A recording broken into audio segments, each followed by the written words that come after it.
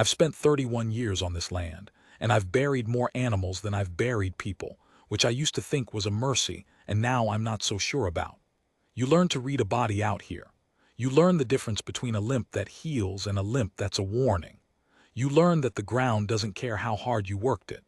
But there's one thing I never learned, not until this past winter, and it's this. Sometimes the thing that saves you is the thing you almost put down. What I'm about to tell you happened on the Delgado stretch, the low pasture that floods every March and freezes every December, the piece of land nobody wanted and I bought anyway because I was young and stubborn and thought hardship built character. It built something. I'm still deciding what. But if you stay with me through this, and I'm asking you to stay, because the first part is hard and the second part is harder, I promise you that by the end, you'll understand why a grown man knelt in the mud beside a dying horse and wept like the world had ended, and why, when it was over, he called it the luckiest night of his life. Stay, that's all I ask. Some stories you have to earn the ending of. The lump was on her left flank, low and firm, about the size of a closed fist. I found it the way you find most bad things, by accident, running my hand along Winter's side to check a cinch strap, and there it was, this dense knot of wrongness under a coat I'd brushed 1,000 times. My stomach dropped before my brain caught up. That's how the body knows things. It knows before you do. I should tell you about Winter first, because if you don't understand her, you won't understand why I did what I did. She was a gray mare, dappled going white the way grays do when they age, and she'd been with me 11 years. My wife bought her. That's the part I don't say out loud much. Anna bought her the spring before the diagnosis, before the 18 months of the slow, terrible arithmetic of subtraction, before I learned that a house can hold a person's absence louder than it ever held their voice. When Anna died, I sold the good cattle and I sold the truck and I sold my father's watch, but I did not sell that horse. I would have sold my own hands first. So when I found the lump, on a Tuesday in November, with the first real cold coming down off the ridge like a held breath finally let go, I did not think calmly that I should call the vet. I thought, not this too. I thought it the way you think a thing you've thought so many times it's worn a groove in you. Not this too. Not her too. Doc Rennick came out on the Thursday. He's a big, slow man with hands that seem too rough for the tenderness he shows, and he's been patching up my animals since before Anna got sick. He felt the lump for a long time, longer than I wanted. He didn't say anything, and that not saying filled up the whole barn. Could be a lot of things, he said finally, which is what men say when they mean it could be one bad thing. Lipoma if we're lucky. Fatty, harmless, we leave it be, but it's firm coal, firmer than I'd like, and there's heat in it. He straightened up, his knees cracking like green wood. I want to aspirate it, draw a sample, but I'll be honest with you, the location's bad. It's sitting right up against the muscle wall, near enough to the abdominal cavity that if it's the wrong kind of thing and it's grown inward as much as out. He stopped himself. He looked at me.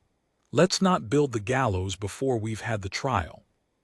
I liked him for that, I still do. The waiting room of the soul.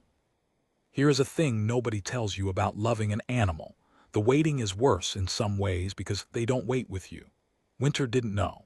She stood in her stall with her ears swiveling toward the sound of my boots, and she lipped at my collar looking for the peppermints I kept there, and she had no idea that a man in a truck 2 counties over was looking at cells under a lens and deciding the shape of my winter. She lived in the enormous mercy of the present tense. I envied her so hard it hurt. I keep a log, I should mention that. Anna used to laugh at it, this water-stained notebook where I write down everything. Rainfall, feed weights which cows offer food the day the first swallows come back to the eaves. She said I loved the land like a bookkeeper, but the log is how I hold things. When my head gets loud, I write down what's true and small, and the true small things stack up into something I can stand on. That week I wrote almost nothing. I have the notebook here. Tuesday, found lump. Thursday, Doc came. Then 4 blank days. 4 days I have no record of at all, which tells you more about where I was than any words could. The call came Monday. Rennick's voice was careful, which was the first thing that told me. It's not a lipoma, he said. And then the words that fell into me like stones into a well. Sarcoma aggressive, the aspirate showed cells dividing fast. The mass was likely deeper than the surface suggested. There's a surgery, he said. There's a chance. But Cole, I have to be straight, it's a long operation, it's expensive, she's 14. And even if she comes through it, there's no promise the whole thing comes out clean. You could spend everything and buy her a few more months. Or you could. He didn't finish it. He didn't have to. Or you could let her go easy, while she still doesn't know anything's wrong. I stood in my kitchen with the phone against my ear, and the light coming gray through the window, and I thought about how I'd sat in a room almost exactly like this 3 years before, listening to another careful voice tell me about another set of options, another kind of long operation with no promises. I thought, the universe has a cruel sense of rhyme. And then I thought something worse, something I'm not proud of, something I'll carry. I thought, for one shameful flickering second, that maybe it would be easier if she just died. Because I did not know if I had it in me to lose the last living thing that had known Anna's hands. The arithmetic of everything. Let me tell you what I had that November, laid out plain, because the numbers matter to the choice, and I don't want to pretend I'm nobler than I am. I had $4,000 in the bank and a mortgage payment due in 3 weeks. I had a hay contract I hadn't paid. I had a truck with a transmission that was more prayer than machinery. The surgery, Rennick told me gently, would run $6,000 at the specialist clinic in the city. That's before the aftercare, before the medications, before the drives back and forth. $6,000 I did not have to buy a maybe for a 14-year-old horse. In a year I was already drowning. Any sensible man knows what the sensible thing is.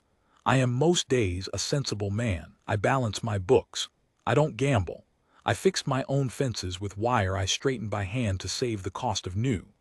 When the neighbor's boy wanted to buy winter 2 summers back, offered good money, real money, said he'd give her a soft life as a granddaughter's pony, the sensible thing would have been to take it, and I said no so fast I surprised myself. So I already knew, if I'm honest, that sense wasn't going to be what decided this. It never had been with her. But knowing that didn't make it easy. That's the part the sensible people miss. I lay awake 3 nights running the arithmetic, and every time I reached the same bottom line, and every time I hated the bottom line, and every time I could not make myself agree to the sensible thing. I'd close my eyes and see Anna in the pasture that first spring, her hair loose, laughing because the new mare had just dumped her in the mud and stood there looking pleased about it. I'd hear her say the name Winter because she came to us in a snowstorm, half-starved, from a bad man's neglected lot. Anna had knelt in that snow in her good coat and put her arms around a stranger's neglected horse, and I'd known, watching her, that I was going to marry that woman if she'd have me. How do you sell that? How do you put that down? There isn't a number big enough to buy it, and there isn't a number small enough to make letting it go a good deal. The arithmetic doesn't work because it's the wrong kind of math. I knew that. I just didn't know yet what I was going to do about it. The man at the feed store. It was Holly's at the feed store who cracked it open, though he'll never know it. I went in Wednesday to buy the cheap hay because I couldn't afford the good, and I must have looked like a man walking to his own hanging, because Holly's, who has never in 15 years asked me a personal question, set down his clipboard and said, "Cole, what's eating you?" And I told him. I don't know why. Maybe because he asked plain and I was too tired to lie. I told him about the lump and the sarcoma and the $6,000 and the sensible thing. And how I couldn't make myself do the sensible thing, and how that scared me, because a man who won't do the sensible thing is a man about to lose everything for a horse. Holly's listened. He's a small, dry man, all knuckles and squint, and when I finished he was quiet a while. Then he said, "You remember when my Delia was sick?" I did. Everybody did. Folks kept telling me to be sensible, save the money. She was going to go regardless, they said, so why pour it down a hole? He rearranged some receipts that didn't need rearranging. I spent it, all of it and then some, drove her to every specialist between here and the coast, And you know what? She went anyway. Sensible people were right about that part.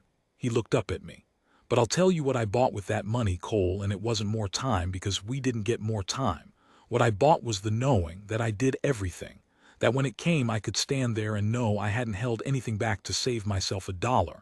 That's worth 6,000. That's worth every cent I'll ever earn. He picked his clipboard back up. Anyhow, that's cheap hay, that stuff. It'll do her more harm than good. Take the good bales, pay me when you can. I stood in that feed store a long time after he went back to his counting. There are men who change your life in a sentence and never find out they did it. Holly's is one. I've never told him. I don't know how you'd start. I called Rennick that night. My voice was steadier than I felt. Set up the surgery, I said. Whatever it costs, I'll find it. There was a pause on the line. Then gently, Cole, I need you to hear me clearly because I care about you and I've watched you carry a lot. This might not work. You might do all of this and still lose her and be broke on top of it. I've seen it break people who were already thin. I'm not saying don't. I'm saying go in with your eyes open. Can you do that? No, I said, and I heard him not laugh out of respect. My eyes have been shut for 3 years, Doc, but I'm doing it anyway. I sold the good saddle, Anna's saddle, the tooled one her father made, which I swore I'd never part with, and don't think I didn't feel the irony of it, selling one piece of her to save another. I sold the 2 calves I'd been fattening. I took the last of the bank money and I borrowed $800 from my sister in Tucson, who didn't ask what for, which is its own kind of love. I made the 6,000. I made it the way you make anything out here, which is by grinding yourself down until the shape of what you need is what's left. And I loaded Winter into the borrowed trailer on a hard, bright Friday morning, and she went up the ramp trusting as a child, and I had to turn away so she wouldn't see my face. The specialist clinic was 3 hours south, in the city, a low brick building that smelled of antiseptic and money. I'm not a city man.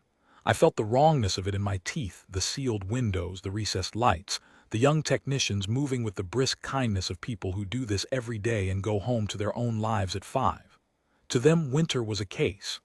Case 4471, gray mare, flank sarcoma. To me, she was the last warm thing that Anna ever loved. The surgeon was a woman named Priya Sethi, younger than I expected, with quiet eyes and a way of looking directly at you that most people have trained out of themselves. She examined Winter for a long time. She had the ultrasound wheeled in and she moved the wand slow over that terrible knot on the flank, and I watched her face, the way you watch a jury file back in. She frowned. She moved the wand. She frowned deeper.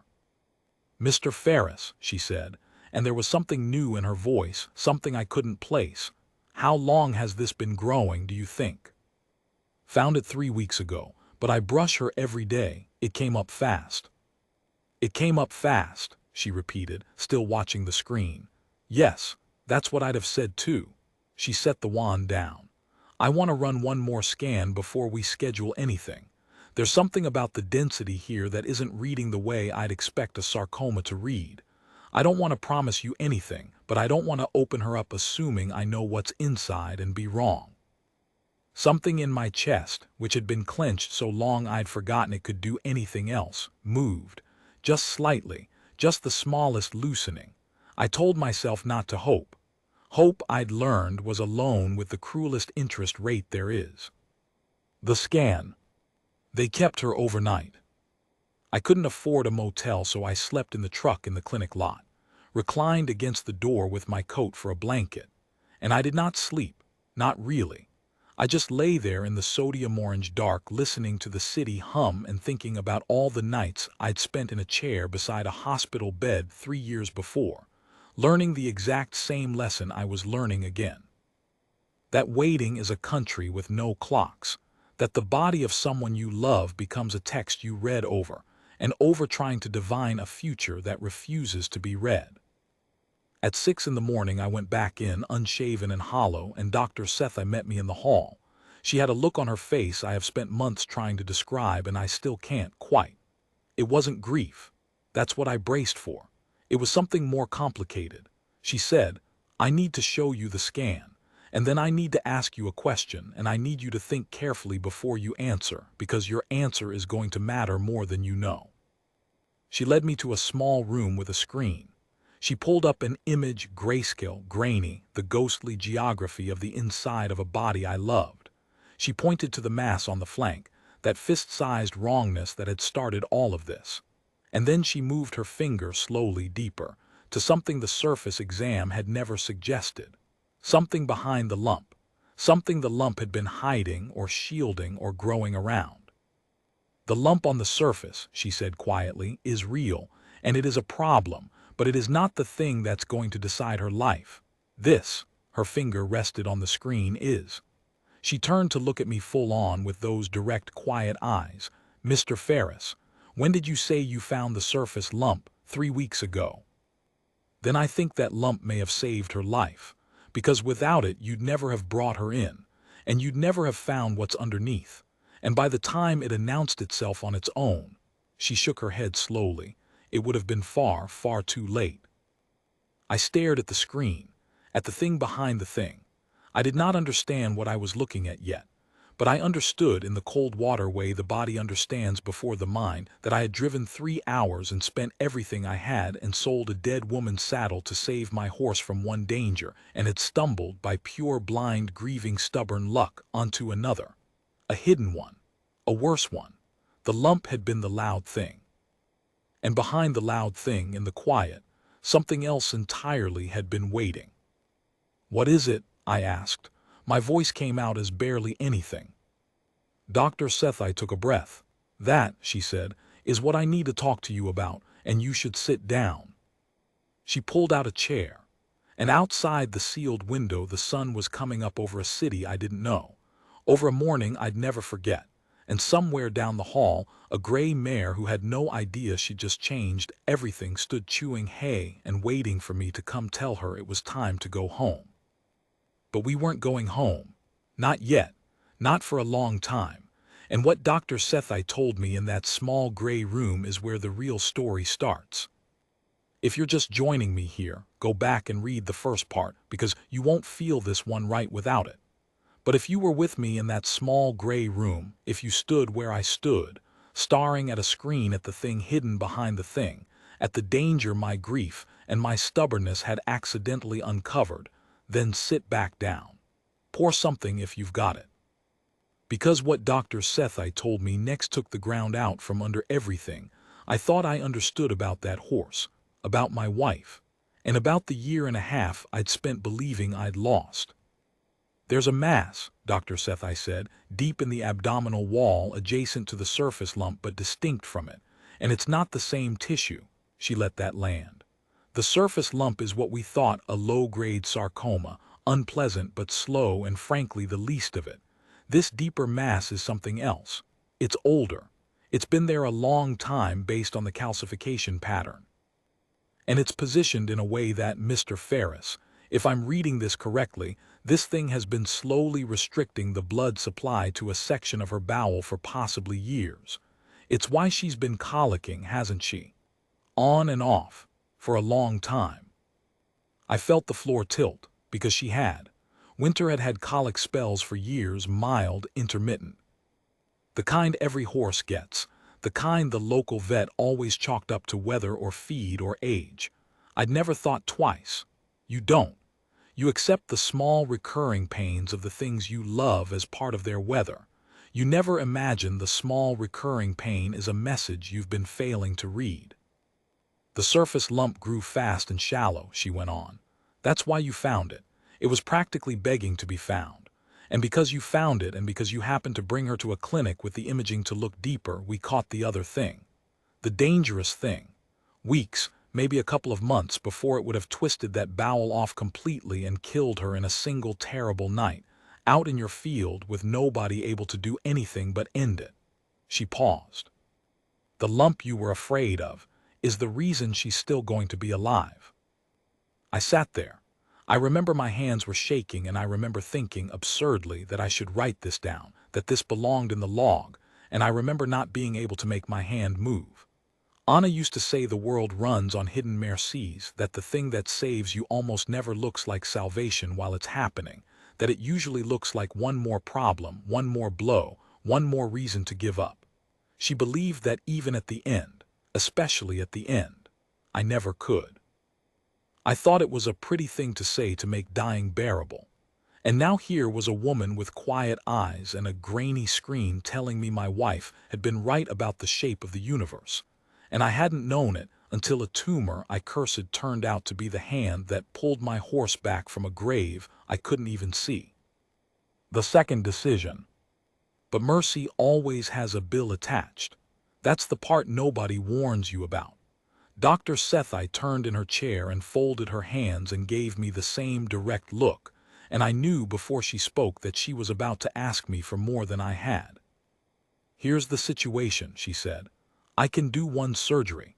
In one operation I can take the surface sarcoma and I can attempt to resect the deep mass and repair the compromised bowel. It's long. It's 4 or 5 hours under anesthesia, which at her age is its own serious risk. And it costs more than the 6 you brought. The deep resection is complex. It needs a second surgeon. It needs more recovery, more monitoring." She named a number. It was nearly double what I'd already scraped myself hollow to pay. "Or," she said, and I heard the mercy in her giving me or, "I can do the simple surface removal only, cheaper, safer for tonight. She goes home. And the deep mass keeps growing and it kills her sometime in the next few months and you'll have some warning and you can make her comfortable at the end. That's a real option. It's not a coward's option. I want you to know that." I want to tell you I didn't hesitate. I did. I sat in that chair and I did the arithmetic one more time, the arithmetic I hated, and this time the arithmetic was even more impossible because I was already borrowed to the bone. I had nothing left to sell. The saddle was gone. The calves were gone. My sister's 800 was already inside the 6,000. To find the rest, I'd have to do something I swore I'd never do, and you already know what it was, because there was only one thing left worth that kind of money, and it was the land. The Delgado stretch. The low pasture Anna bought the horse to graze on. I'd have to mortgage the last free piece of ground I owned to save the horse that grazed it. And this is the morally heavy part, so I'll tell it straight and let you judge me. For a long moment I thought about saying no. Not because I didn't love her. Because I did, and because I was so tired, and because a part of me, a part I'm not proud of but won't pretend away, thought that maybe this was the universe finally giving me permission. Do the simple surgery. Take her home. Have a good few months. Let her go easy in the spring. Nobody would blame me. Rennick wouldn't. Hollies wouldn't. Anna, and here's where I broke. Sitting in that plastic chair in that antiseptic room, Anna would have. Not with anger. With that look she got. The one that said you know better than the small thing you're about to do. The one she gave me the day I nearly sold the horse to the neighbor's boy, before I'd even finished the sentence, so that I heard myself say no before I'd decided to. "Do the whole thing," I said. "Both, all of it. I'll get you the money." Dr. Sethi didn't celebrate. She just nodded slow, like she'd seen a man cross a line before and knew there was no undoing it. "Then I need you to sign," she said. "And I need you to understand she might not survive the table. If I'm going to ask her old heart to hold on for 5 hours, I need you to have made your peace with the chance she doesn't come back." "I made my peace with losing things a long time ago," I said. "I'm just done making it early." The longest day. They took her at 9 in the morning. I signed the papers that turned my land into a debt, and I kissed that gray mare on the white blaze of her nose, and I gave her the last peppermint from my collar, and she crunched it, unbothered, trusting, and let them lead her away down a bright hall toward a door I couldn't follow through. And then I went back out to my truck, and I sat in the lot and I waited, which is the thing I am worst at in this world. The thing I have never once gotten good at, no matter how much practice the years keep cruelly giving me. 5 hours. I'll spare you most of it because most of it was just a man in a truck coming apart very slowly and quietly. But I'll tell you one thing that happened because it matters. Around the 3rd hour, when I couldn't stand my own skin anymore, I got out the log, the water-stained notebook, and I made myself write. Because writing what's true and small is the only rope I've ever found that reaches down into that particular pit. I wrote the date. I wrote the weather clear, cold, a hawk working the field across the road. And then, because I didn't know what else was true, I started writing about winter. The snowstorm she came in on. The way Anna knelt in it. The 11 years. The peppermints. I filled 6 pages. I hadn't written 6 pages in that notebook in years, not since the 18 months when I'd stopped being able to write at all. And somewhere in the 6th page I understood something that I think I'd been running from since the phone call in November. I wasn't doing this for the horse. Not only. I was doing it because when Anna was dying, there had come a day, I've never told anyone this, when the doctors offered one more round of a treatment that probably wouldn't work and would cost us everything and would make her last months worse, not better, and Anna said no. She said let me go easy. And I agreed.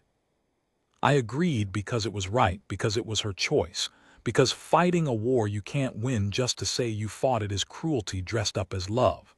I agreed, and I have never once regretted agreeing, and I have never once stopped feeling like I gave up. Both things, at the same time, for 3 years. And here now was a fight I could win, or might, a door that said maybe instead of no. And God help me, I think some part of me was trying to buy back a piece I'd never actually lost, to prove to a woman 3 years in the ground that I would have spent everything, that I did have it in me, that the man who let her go easy was not a man who gave up too soon. It's not rational. Grief isn't. But I sat in that truck and I wrote it down and I saw it plain, and I did not feel ashamed of it. I felt for the first time in a long while forgiven. By her, by myself, I don't know, the line blurs. The door opens. Dr. Sethi came out at 2:10. I saw her through the glass before she reached the door, and I read her walk the way I read animals, the way I read everything. And I couldn't tell, her walk told me nothing, and those were the worst 4 seconds of the whole day, worse than the phone call, worse than the drive. Then she pushed the door open, and she was tired, and there was blood dried at the edge of where her glove had been, and she said, "She's alive." I don't remember sitting down, but I was sitting down, on the curb, in the cold, a grown man folded up on a clinic curb with his hat in his hands. "It was worse than the scan showed," she said, lowering herself down beside me, right there on the concrete, this surgeon in her scrubs sitting on the ground next to a wrecked rancher, because she understood something about the moment that the plastic chairs inside couldn't hold. The deep mass had adhered to more of the bowel than I hoped. I had to take a section, but I got it. I got all of it, I'm nearly sure, and the surface lump came out clean, and her heart. She shook her head, something like wonder in it. Her heart never wavered, not once in 5 hours. She's got a will in her, that mare. I've operated on horses half her age that gave up on the table.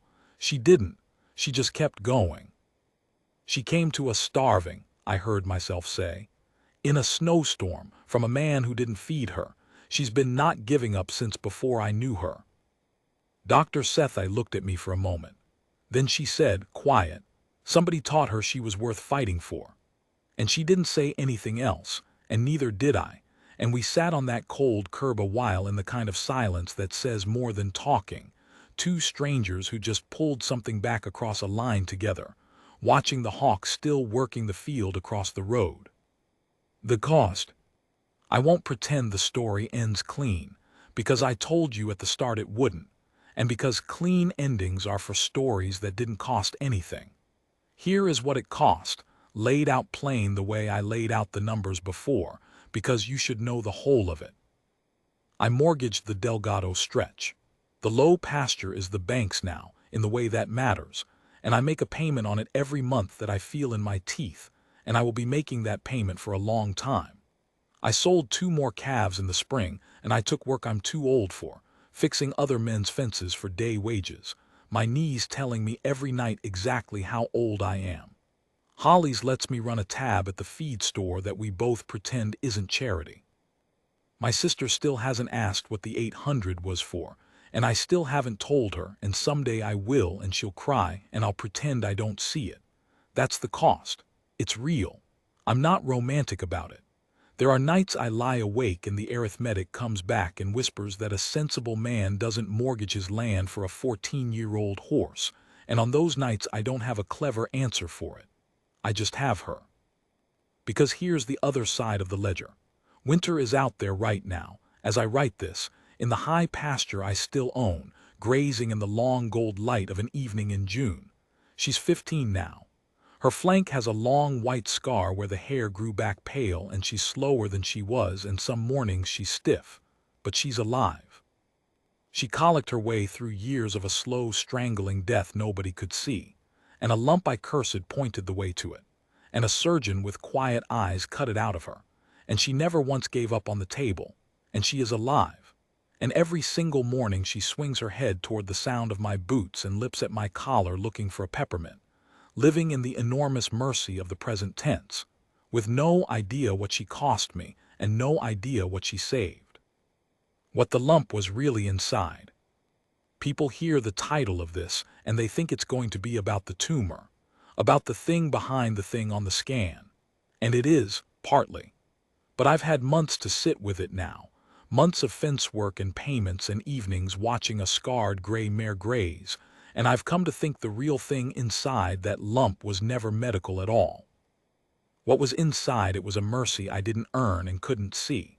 What was inside it was my wife, 3 years gone, still somehow reaching forward through a horse she bought in a snowstorm to teach me the lesson I refused to learn while she was alive, that the thing that saves you almost never looks like salvation while it's happening, that it usually looks like one more problem, one more blow, one more reason to give up. What was inside that lump was the last argument Anna and I ever had, the one we never got to finish, about whether it's foolish or holy to spend everything you have on a maybe. She said holy. I said foolish. I spent a year and a half of her dying secretly believing I'd been the practical one and she'd been the dreamer, and grieving her and grieving underneath it, the version of myself that gave up. And then a cowboy found a lump on a horse's flank and thought it was just a lump, and it turned out the lump had been hiding the truth the whole time. Not just the truth about a bowel and a blood supply. The truth about him. That he had it in him all along, the reckless spending love, the holy foolishness. And it took a dying woman's horse and a hidden tumor and a mortgaged field to finally let it out where he could see it. She'd have laughed at me, Anna. She'd have laughed and shaken her head and said it took you long enough, cowboy. And she'd have been right, it did. It took me 3 years and everything I owned and a horse that wouldn't die on the table, but I got there. I got there. The vet says Winter's got good years left, if the resection holds, if nothing new grows, if the arithmetic of an aging body stays kind a while longer. There's no promises. Dr. Sethi was honest about that, the way honest people are. And I go check the old scar every morning with a hand that remembers how to find bad news. And every morning so far it's just a scar, just pale hair over a healed thing, just the mark of the night we won. But I check, I'll always check, because I know now what a lump can hide, and I know now that the loud thing is almost never the thing that matters, and I know now that somewhere behind every trouble that announces itself there might be a quieter one waiting or a quieter mercy. You can't tell which from the surface. You have to look deeper. You have to be willing to spend everything to look deeper. That's what she taught me, both of them, the woman and the horse. It's getting dark now as I finish writing this. Winter's just a pale shape at the far fence, head down, tail switching at the last flies of the day. In a minute I'll walk out there with a peppermint in my collar and she'll find it the way she always does, and I'll stand with my hand on her scarred warm flank in the blue evening, and I'll listen to her breathe, that great slow steady breath that 5 hours of surgery couldn't stop, and I'll think, the way I do every night now, not this too was wrong. It was never not this too. It was this too gets to stay a while longer, this too. And I'll stand there in the dark with her as long as she'll let me, both of us alive, both of us scarred, neither of us giving up, under a sky Anna used to say was full of hidden mercies you could only see if you were fool enough to keep looking.